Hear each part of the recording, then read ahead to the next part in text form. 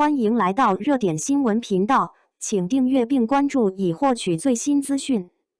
邓为 vs 李兰迪千叶奇谈番位之争，流量与实际谁说了算？古装奇幻剧《千叶奇谈》还未正式官宣选角，就已凭借一场番位争议在社交平台上引发持续讨论。网传李兰迪锁定一番女主位置，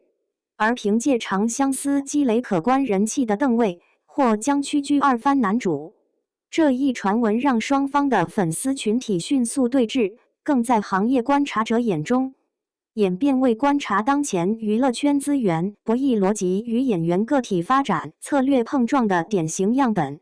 争议焦点不仅在于谁的名字排在前列这一表层问题，更深层的矛盾在于一个坚持静默积蓄、稳扎稳打原则，对剧本挑剔，力求在角色选择上实现差异化的演员，在遭遇以流量数据和即时热度为衡量标尺的商业规则时，其坚守的策略是否依然有效？这场尚未尘埃落定的番位风波，恰好撕开了关于演员如何在内容追求与市场现实之间寻找平衡的行业性命题。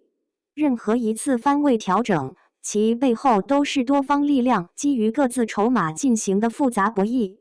在这场千叶奇谈的传闻中，邓为与李兰迪所持的资本，恰好代表了当下市场评估演员价值的两种典型维度。邓为的核心筹码无疑来自于《长相思》带来的巨大流量效应。凭借在剧中饰演的涂山璟一角，他在短时间内粉丝数量激增超过300万，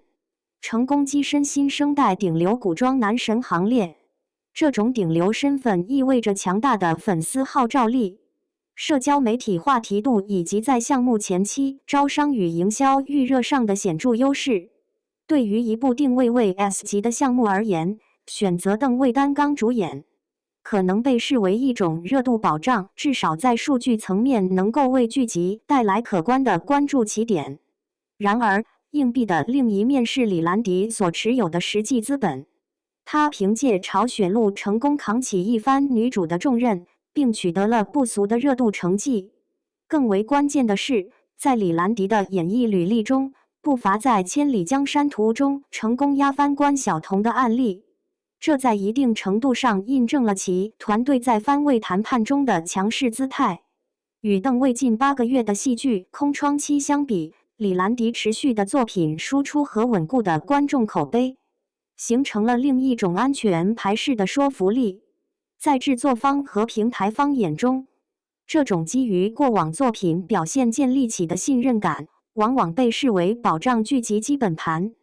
降低市场风险的更为可靠的要素。两种资本在谈判桌上的权重，可能反映了当前行业评估体系正在经历的微妙转型。有分析指出，纯粹的流量迷信正在降温，资本对演员的评估维度中，流量权重可能降至12%左右，而作品质量与专业奖项的占比正显著上升。如果这一趋势确实存在，那么邓为手中那张因长相思而闪耀的流量牌，其实际兑换价值或许正在面临重新校准。邓为在爆红后展现出的职业路径，一直与严格甄选剧本、坚守一番男主底线等标签紧密相连。他多次婉拒大量同质化的快餐剧邀请，坚持宁缺毋滥的选戏原则，这被外界解读为一种对演技派路线的自觉追求。通过拒绝重复性的古偶角色，寻求更具差异性和叙事深度的作品，他似乎在践行一条以长期艺术成长为目标的职业规划。然而，这一原则在现实中遭遇的挑战同样显而易见。长相思的热度高峰过后，邓为经历了漫长的作品空窗期。先是去年拍摄的《风月不相关》因中途遭遇资方撤资，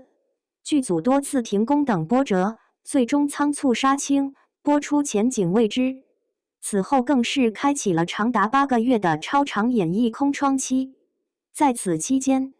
他手中待播剧仅剩《云秀行》，近期才传出定档消息。这种作品输出节奏的断档，直接导致了其市场热度的自然回落。对于一个以流量数据为重要衡量指标的行业而言，沉默期本身就意味着曝光度的下降和商业价值的潜在折损。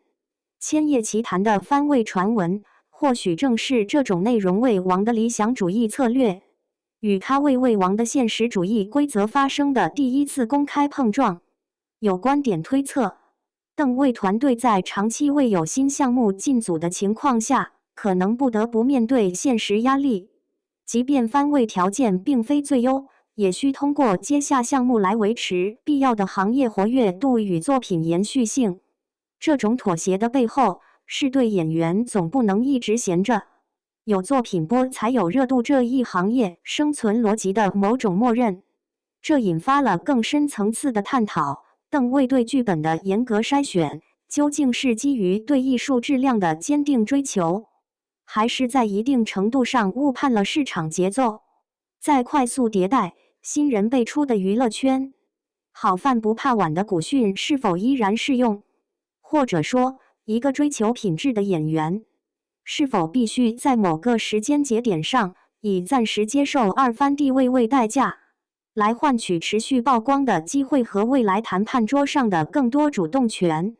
邓卫的个案并非孤立，它折射出当前影视制作生态下